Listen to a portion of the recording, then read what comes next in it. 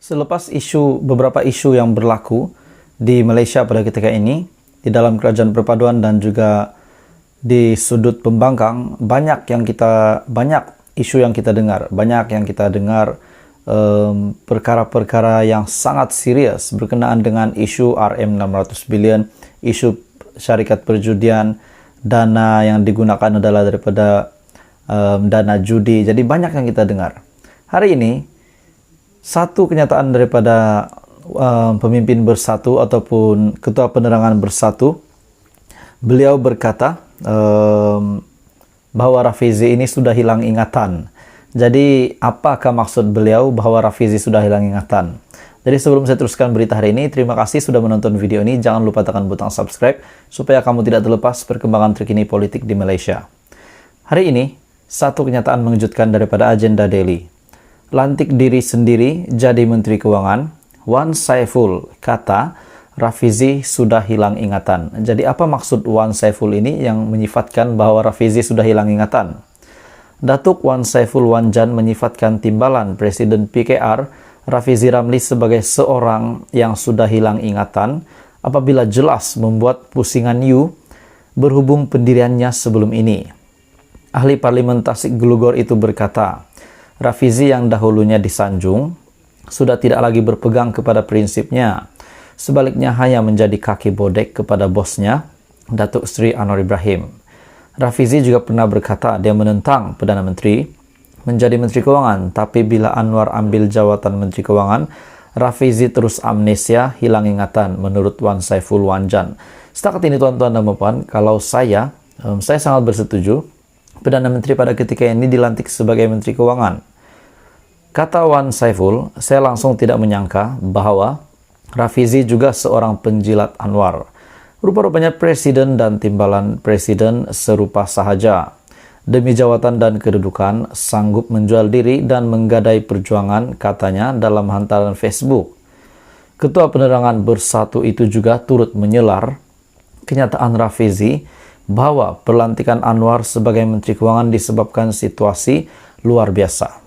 Jadi menurut saya tuan-tuan dan puan semua, Rafizi menyifatkan ataupun respon ataupun penerimaan Rafizi sebagai penerimaan Rafizi apabila Anwar Ibrahim menjadi Menteri Keuangan, penerimaannya itu sangat positif sebenarnya. Tapi daripada sudut Wan Saiful ini, mungkin beliau melihat ini sangat tidak relevan.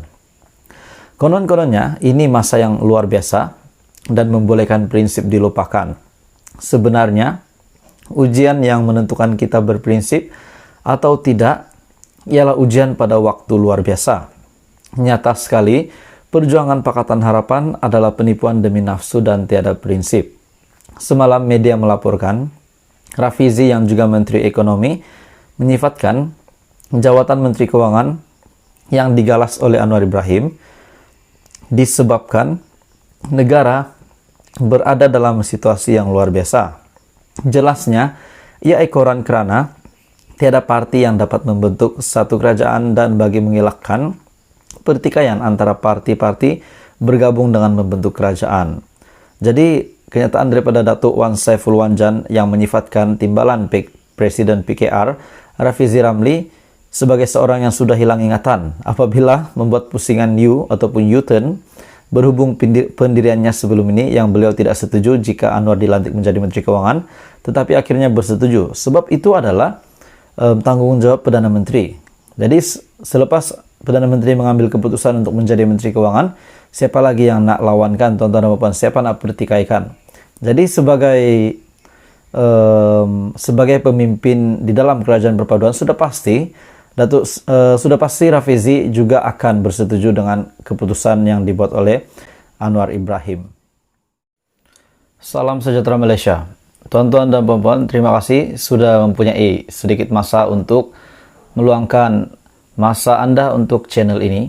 Pada hari ini saya akan menyampaikan satu perkembangan terkini politik di Malaysia di mana berkaitan dengan isu RM600 billion yang semakin hari semakin dikorek dan semakin kita tahu setelah banyak pendedahan terkini terutamanya daripada kerajaan dan terutamanya daripada Menteri Keuangan daripada pejabat Kementerian Keuangan dan juga daripada Perdana Menteri sendiri.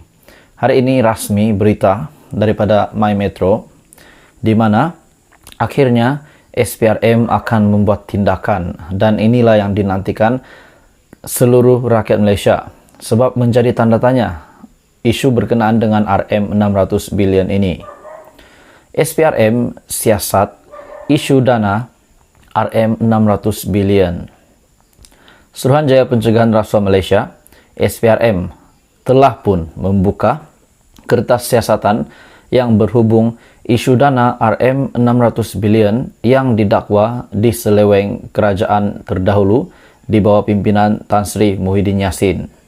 Ketua Pesuruhjaya SPRM Tan Sri Azam Baki ketika dihubungi bernama mengesahkan perkara itu, namun tidak mendedahkan butiran lanjut berhubung siasatan yang sedang dilaksanakan agensi berkenaan. Ia, SPRM, ada membuka kertas siasatan.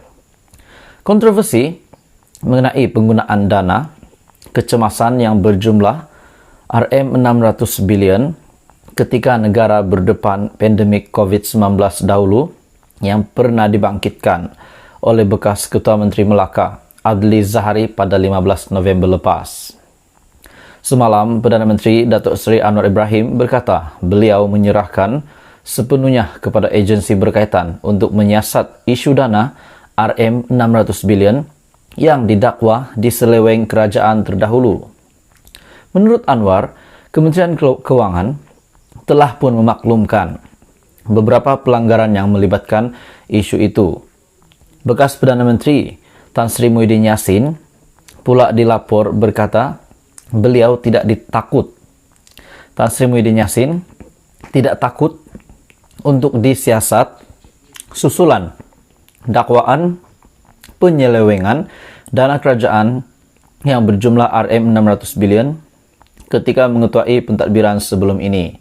Jadi, perlahan demi perlahan, Datuk Seri Anwar Ibrahim sebagai Menteri Keuangan juga merangkap Perdana Menteri pelan-pelan merungkai ataupun mendedahkan kegiatan-kegiatan ataupun pelanggaran yang pernah dilakukan kerajaan terdahulu, khususnya di bawah pimpinan Tan Sri Muhyiddin Yassin pada ketika itu.